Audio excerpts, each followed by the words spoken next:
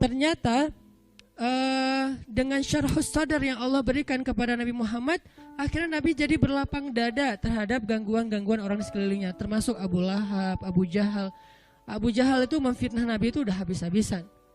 Termasuk nanti Suhail, seorang laki-laki Mekah yang dia itu bisa dibilang kayak wartawan dan juga penulis. Dia mengubah opini publik dari yang mereka respect kepada Nabi Muhammad jadi malah jadi benci, hatersnya Nabi Muhammad. Gara-gara apa? Opini publik itu dibikin oleh tulisan-tulisan, kalau dulu bahasanya bukan tulisan, syair-syair Suhail. Dan Nabi menghadapi orang kayak gitu, sehingga kadang-kadang Nabi sedih tapi tidak sempit dada. Arti sempit dada sampai Nabi meninggalkan mereka enggak. Kalau hijrah itu karena perintah Allah, bukan inisiatif Nabi Muhammad. Buktinya Nabi berhijrah sampai turun perintah dari Allah, bukan. Kalau inisiatif mungkin Nabi udah hijrah duluan ke Habasyah, tapi tidak. Ke Habasyah itu bukan hijrah lari dari suatu kondisi, karena yang hijrah ke Habasyah itu bukan sahabat yang lemah, teman-teman. Yang hijrah ke Habasyah itu Utsman, Ja'far. Kalau kita lihat kedudukannya di Mekah sebetulnya nggak terancam. Utsman keluarganya kuat, nggak ada yang berani ngancam Utsman. Ja'far keluarganya juga kuat, kabilahnya kuat, nggak ada yang ngancam Ja'far. Utsman dan Ja'far ini tidak dalam kondisi tertekan sehingga hijrah ke Habasyah. Terus kenapa hijrah ke Habasyah? Membangun network, membangun hubungan keluar dari Mekah supaya nanti Islam ini bisa berkembang, ekspansi. Kalau mau dibilang lari dari kota Mekah, harusnya hijrah itu orang Habasyah sendiri dong. Bilal, kan itu aslinya orang Habasyah ya. Kenapa nggak pulang kampung aja? Toh dia di Mekah dalam keadaan dizolimi, lemah, nggak punya siapa-siapa. Kalau seandainya hijrah ke Habasyah, misinya adalah lari dari siksaan orang Mekah, harusnya yang pertama hijrah itu Bilal, bukan Utsman dan Ja'far. Jadi Nabi tidak hijrah ke Madinah kecuali karena perintah Allah, bukan karena sempit dadanya. Jadi ketika Nabi dibedah 2 kali, akhirnya dada Nabi itu muat untuk kesalahan-kesalahan orang yang menzolimi beliau, yang ngerecokin beliau, sedangkan beliau tidak merasa berat dengan hal itu. Justru apa yang membuat Nabi berat, teman-teman? Ini nih kerennya Nabi nih. Apa yang membuat Nabi berat dan sampai-sampai kayak sakit Nabi teh? Apa? Nabi kasihan sama mereka. Bukan Nabi sebel sama mereka. Kalau kita kan beratnya gara-gara sebel ya. Beratnya gara-gara ilfil, beratnya gara-gara sakit hati. Kalau Nabi beratnya di dada beliau itu karena kasihan sama mereka. Ada seorang laki-laki Yahudi meninggal, jenazahnya diarak gitu, ditandu mau dikuburin, Nabi nangis. Kenapa? Kasihan, dia belum sempat beriman tapi sudah meninggal, sehingga nasibnya nanti di akhirat dalam keadaan terancam. Nabi sedih atas dia, bukan sedih atas diri sendiri. Sehingga ayatnya di dalam surat Al-Kahfi itu saya lupa di halaman kedua, hampir-hampir kamu mencelakai dirimu sendiri gara-gara mereka tidak beriman. Ada yang ingat ayatnya? Gimana? Nah, wala'allaka bakhi'un nafsak ala atharihim illam yu'minu bihadzal hadithi asafa. Hampir-hampir kamu mencelakakan diri kamu sendiri gara-gara mereka tidak beriman terhadap risalah yang kamu bawa. Barakallahu fiik. Ini artinya teman-teman, dada Nabi itu terasa berat bukan karena kejahatan orang kepada beliau, tapi justru karena kebaikan beliau ke orang lain. Kayak kita punya teman, kita sedih untuk dia. Orang nanya, kamu kenapa sih kalau ketemu dia kamu kayak kerung gitu, kok nggak bisa senyum? Kamu sebel ya sama dia gara-gara sikap dia yang dulu, gara-gara dia nikung kamu misalnya. Ternyata bukan, justru kita sedih. Kenapa? Soalnya dia hampir cerai sama istrinya. Jadi kita sedih, kan orang baik banget ya, ditikung, terus orang yang nikung ini hampir cerai, dia sedih. Jangan dong, jangan cerai dong, kamu pertahankan.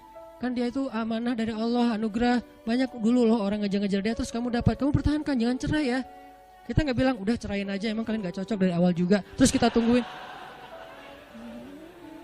Enggak kayak gitu, kan Nabi gitu banget ya. Nabi senang kepada siapa sahabatnya? Zainab bintu Jahsy. Tapi Allah mentakdirkan Zainab nikahnya sama Zaid bin Harithah, malah anak angkatnya Nabi. Sehingga Nabi pas disuruh ngelamar Zainab buat Zaid, ya ngelamar sih ya gitulah, pokoknya ngelamar aja ya. Tapi setelah itu Nabi ngerasa, oh ya udah berarti takdirnya buat Zaid. Nah setahun kemudian Zaid datang kepada Nabi minta nasihat karena mau menceraikan Zainab. Allah kasih bocoran, nanti kalau Zaid datang, dia minta nasihat tentang istrinya, bilang ceraikan istrimu.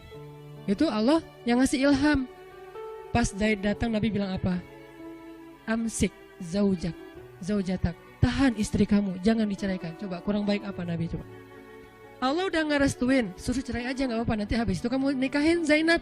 Kan Nabi sama Zainab udah serak dari awal juga, karena Zainab ini perempuan yang soleha, baik. Sehingga Nabi siapa sih yang nggak tertarik dengan seorang perempuan yang hebat gitu.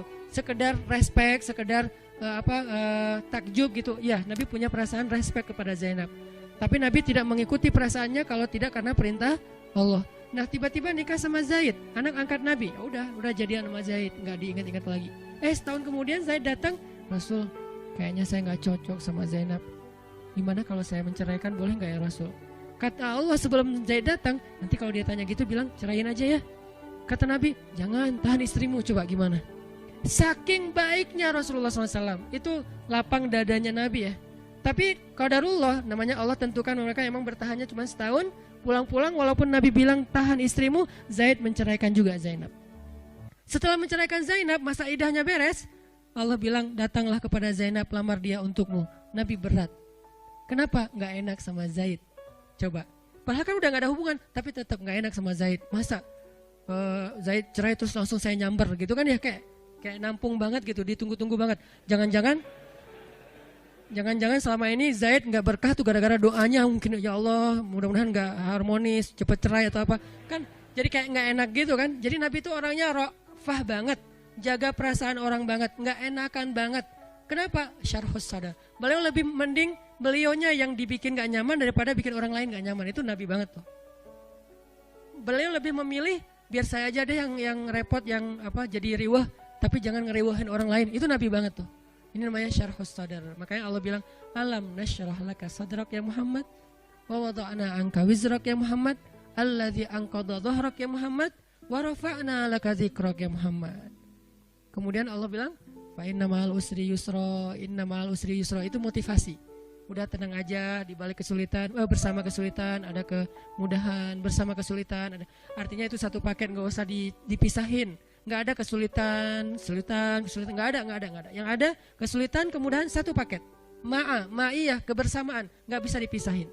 Bukan setelah kesulitan kemudahan, bukan, bersama. Arti bersama memang datang berbarengan. Berbarengan Ustaz, kok saya nggak ngerasain? Nah ini nih. Bersama dengan kesulitan ada kemudahan, itu datangnya bersamaan teman-teman. Bukti bersamaannya apa? Kadang-kadang kalau misalnya kita lagi ada kesulitan, jadi mudah tahajud, ya kan? Jadi mudah ke masjid. Bukankah itu kemudahan? Adakah yang lebih berharga daripada Allah kasih nikmat hidayah dan ibadah, nikmat taqarrub kepada Allah, nikmat lebih dekat kepada Allah? Emangnya ada yang lebih berharga dari itu? Kita aja yang kadang-kadang gak fair, menghargai ini lebih daripada yang itu. Padahal itu lebih berharga. Allah ambil kita nikmat misalnya tadi habis diputusin, kan itu berat ya, langsung sempit dadanya. Tiba-tiba lapang dengan, ya Allah dia gitu banget sama saya. Apa yang kurang dari saya tuh udah habis-habisan loh ya Allah, untuk dia modal tuh udah habis semuanya, motor udah dijual,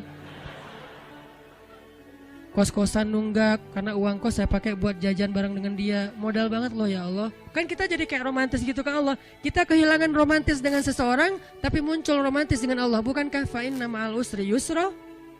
Dan itu yang paling sering. Belum lagi nanti setelah itu, setelah romantis sama Allah, Allah kasih hadiah-hadiah, Allah kasih kejutan-kejutan dan seterusnya. Jadi Allah kayak ngemotivasi Nabi Muhammad SAW. Artinya lapang dadanya Nabi itu bikin beliau bisa bertahan. Sesekali sedih ada, kayak Nabi pulang habis dilemparin kotoran, Nabi pulang habis dilemparin dan berdarah-darah, terus Nabi pulang ketemu Khadijah. Ini nih luar biasanya ya, cari siapa? Khadijah. Siang hari mencari Khadijah, malam hari mencari Allah. Siang hari cari siapa? Gak ada Ustadz. Ya udah. Kalau belum ada Khadijah ya udah, malam hari aja andelin. Siang hari cari temen, main kayak pengalihan gitu ya, pelampiasan. Free dive terus nggak muncul-muncul, nggak apa-apa. Yang jelas cari sesuatu yang bisa bikin kita syarhus sadar, lapang dada gitu. Kemana lagi ya, main kemana lagi ya, ya nggak apa-apa lah. Tapi kalau Nabi karena alhamdulillah beliau udah punya Khadijah yang solehahnya super duper luar biasa, Akhirnya pulangnya mencari Khadijah. Zammiluni, zammiluni, selimutin aku, selimutin aku. Itu kan bahasa manjanya Nabi ke Khadijah ya. Sehingga Khadijah menyelimuti Rasulullah, bukan terus ditinggal ke dapur, enggak. Diselimutin dan didekap oleh Khadijah, dibikin nyaman oleh Khadijah. Dalam pelukan Khadijah lah turun ayat ya ayyuhal muzammil. Dalam pelukan Khadijah lah turun ayat ya ayyuhal muddatsir. Di dalam pelukan seorang perempuan yang soleha yang luar biasa, satu di antara 4 perempuan yang sempurna di muka bumi. Nah, baru Allah suruh bangun ya ayyuhal muzammil kum kumil laila illa qalila. Kumil lail, bangunlah di malam hari. Curhat, ada apa hambaku? Jadi pertama curhatnya kepada istrinya, karena kenapa? Baru pulang langsung Khadijah zammiluni, Khadijah zammiluni, dipeluk oleh Khadijah, diselimutin oleh Khadijah. Terus Nabi cerita apa yang terjadi di luar. Kemudian Khadijah memotivasi Nabi, menenangkan Nabi. Nabi tertidur, ya ayyuhal muzammil qumil laila illa qalila nisfahu aw inqus minhu qalila aw zid alaihi waratil qur'ana tirtila, dan seterusnya. Inna nasyi'atal lail hiya ashaddu wat'an wa aqwamu qila. Intinya adalah Nabi pernah ngerasa sedih ya, tapi nggak sampai buat dada beliau sesek, nggak. Langsung Allah tenangkan. Gimana? Ternyata salah satu syarat syarhus sadar menikah. Salah satu cara mendapatkan syarhus sadar adalah menikah. Jadi kalau kita pengen lapang dada dari semua masalah di luar, nikahlah. Ustadz, justru dada saya sempit gara-gara nikah nih Ustadz. Wah, susah nyari jawabannya nih kalau kayak gini. Kalau sempit gara-gara nikah gimana Ustadz? Ya udah, cara yang kedua, qumil laila illa qalila. Bangun malam-malam, mau setengah malam, mau kurang dari itu sedikit, mau lebih dari itu sedikit. Ini keleluasaan dari Allah, kelonggaran, terserah deh. Dan Ustadz, saya kalau bangun malam gak tahu baca apa. Waratil Quran. Terus kata Allah, faqra'u ma tayassar. Baca aja yang paling mudah-mudah yang kamu bisa. Yang mudah itu lagi Ustadz. Gak apa-apa, Allah gak pernah bosan kok dengan ayatnya. Kita doang yang bosan. Kita emang orangnya membosankan sih. Mungkin suara kita yang membosankan, bacaan kita yang membosankan, bukan ayatnya ya. Kadang-kadang ayat yang sama dibaca oleh orang lain jadi gak bosan kan ya. Misalnya Al-Fatihah atau Qul huwahad. Qul huwallahu ahad, Allahus samad. Bosan kan? Kata yang lain, Qul huwallahu ahad, kok enakan ya? Nah, berarti bukan ayatnya nih, vokalnya nih yang ngebosanin nih. Termasuk surat-surat yang lain, Al-Fatihah, Al-Kafirun atau apalah. Jadi insya Allah enggak lah. Walaupun agak-agak trauma juga kan diimamin dengan bacaan Al-Kafirun karena enggak beres-beres, muter. Ini kenapa Al-Kafirun rasa 1 juz ya? Suratnya Al-Kafirun rasanya Al-Baqarah. Panjang banget enggak beres-beres. Artinya teman-teman, cara kedua ternyata buat ini agak-agak acak ya. Nanti disusun sendiri di rumah, hasil obrolan malam ini yang enggak jelas. Cara yang kedua biar dapat syarhus sadar, qumil laila illa qalila. Bangun malam, curhat sama Allah, bilang ke Allah, masalah kita apa? Bilang dengan bahasa lugas gak apa-apa, dengan bahasa kita romantis-romantisan ke Allah itu gak usah resmi-resmi amat. Ya Allah, sesungguhnya apa ya Allah? Saya gak bisa ngomong gitu, pakai lah gitu ngomong ke Allah. Udah, ya Allah sebisanya saya aja lah ya. Kan santai lah ya, gak usah terlalu berat gitu, kecuali kita penyair lah ya. Duhai Allah, kan kadang-kadang motivator, seorang yang muhasabah kan doanya kayak syair banget ya. Ustadz Allah pengen bisa doa kayak Arifin Ilham, tapi pas dibikin-bikin, dijiga-jiga gak bisa juga ya Allah. Ya udah deh, pengen kayak Agim gitu, kalau doa itu kayaknya romantis banget sama Allah, tapi gak bisa. Ya udah deh, secapruknya saya aja ya Allah ya gitu. Gak apa-apa, yang penting kita bukan maksud gak sopan, emang bisanya gitu. Kita cuma bisa, ya Allah, ya gitu deh pokoknya. Gak tahu mau ngomong apa, saya ini lagi gak enak gitu ya Allah. Soalnya dia bisa-bisanya ya mengabaikan semua kebaikan saya. Curhat gitu ke Allah. Nabi Zakaria kan curhat. Gimana doa Nabi Zakaria? Rabbi wahanal azmu minni washta'ala ar-ra'su syaiba walam akum bidu'aika rabbi syaqiya wa inni khiftul mawali min wara'i wa kanat imra'ati akiran. Syair juga sih ya. Nabi soalnya pinter.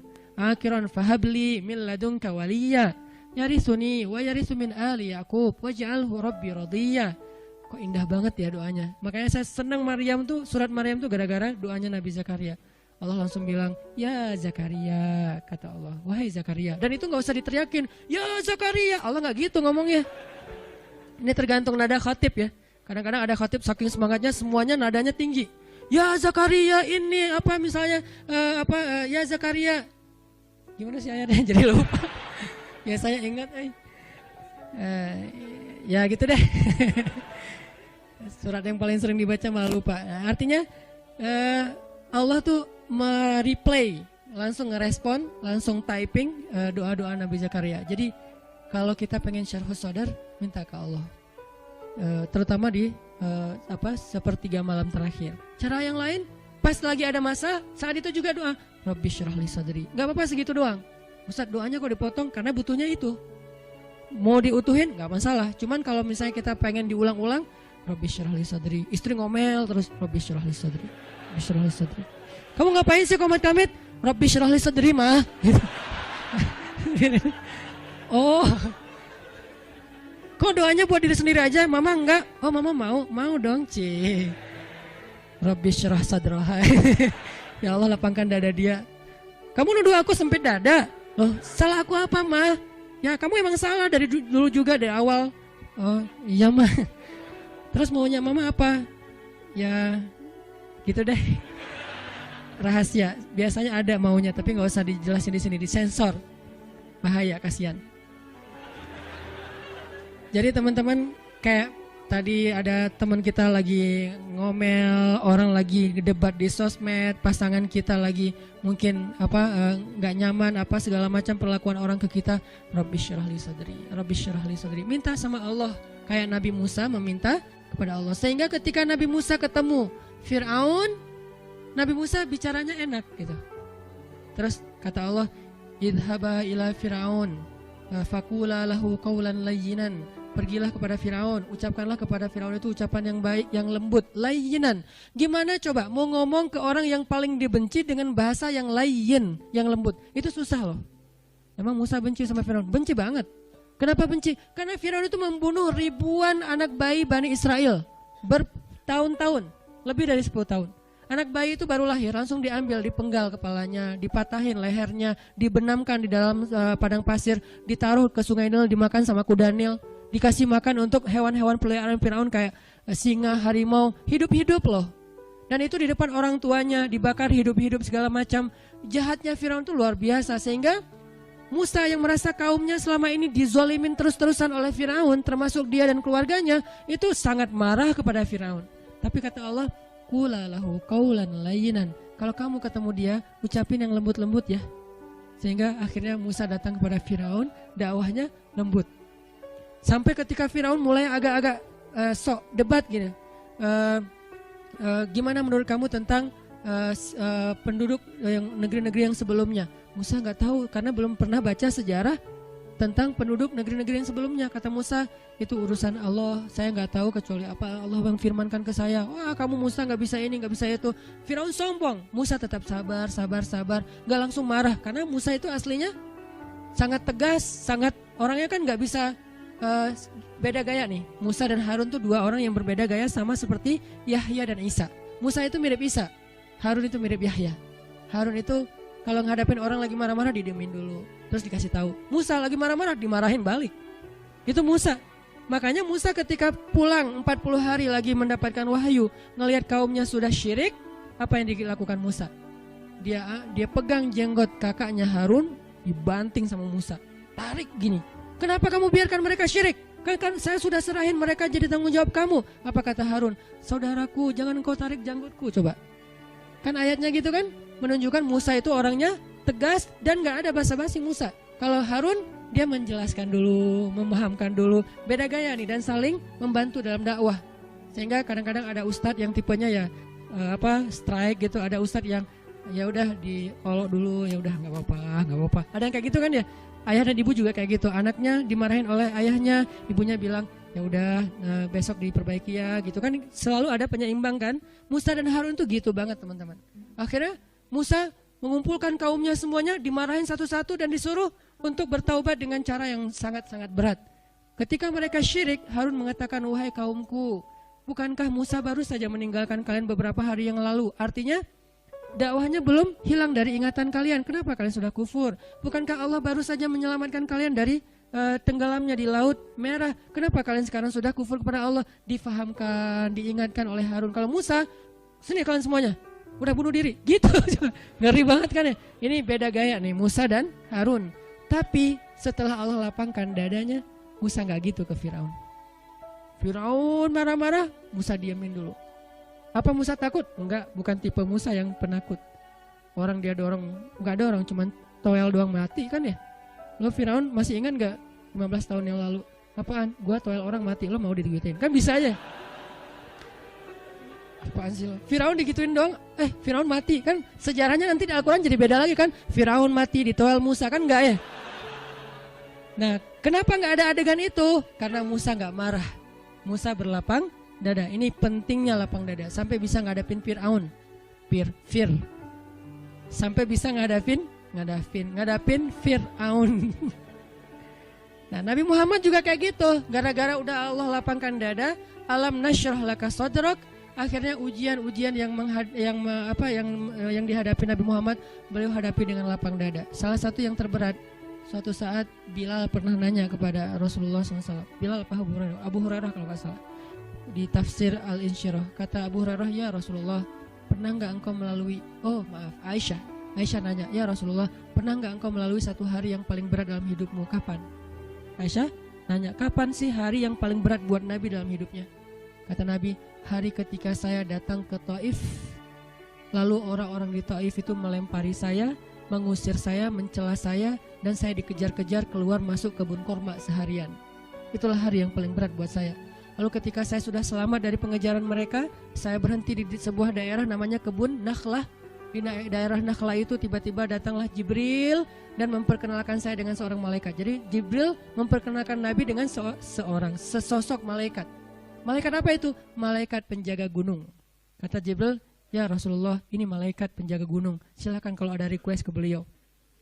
Kata malaikat penjaga gunung, perkenalkan saya Rasulullah, saya malaikat penjaga gunung. Allah sudah memerintahkan saya ikuti semua permintaan Muhammad. Ya Rasulullah, kami sudah melihat bagaimana mereka memperlakukan engkau. Jika engkau mau, saya akan ambil 2 gunung ini, saya benturkan di kepala mereka. Kebayang gak? Bukan 2 batu, 2 gunung di kepala mereka digituin. Malaikat marah. Emang malaikat bisa marah? Bisa marah, bisa cinta, bisa marah, bisa kasihan. Malaikat, tapi tidaklah mereka marah kecuali karena Allah. Jadi mereka gak bermaksiat. Kalau engkau mau ya Rasul, saya ambil 2 gunung batu itu, saya benturkan sampai jadi hancur lebur di kepala mereka. Kata Rasulullah, jangan.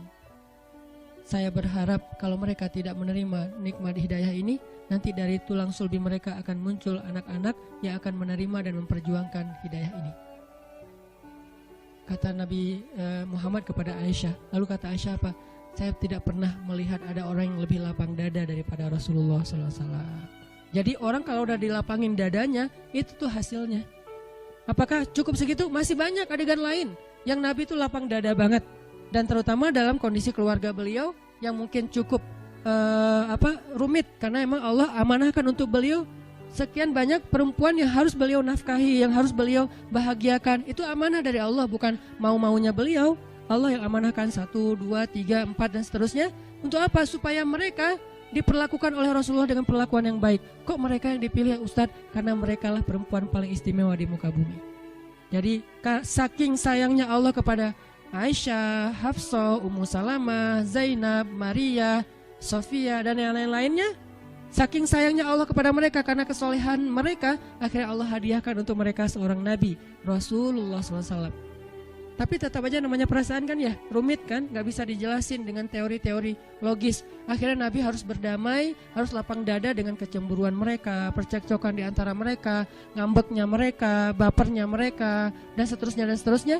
Nabi lapang dada. Dan kalau kita baca cerita lapang dadanya Nabi kepada istrinya, berat, luar biasa tuh ya.